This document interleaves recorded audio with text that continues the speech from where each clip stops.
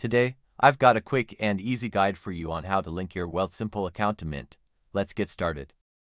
Alright, first things first. Before we dive in, make sure you have your Wealthsimple and Mint login credentials handy. You'll need them, trust me. Once you've opened the Mint website, navigate on the homepage section and choose the Accounts option, then tap the plus icon to add a new account. You'll see a search bar at the top. Type in Wealthsimple.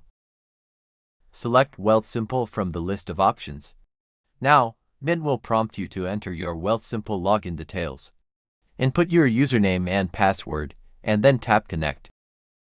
Mint will now communicate with Wealthsimple to pull in your financial data. This may take a few moments. Sometimes, Wealthsimple might need additional verification. If so, follow the on-screen instructions. Once connected, all your Wealthsimple data, including balances and transactions, will start syncing with Mint. You can now track your investments alongside your other financial accounts all in one place.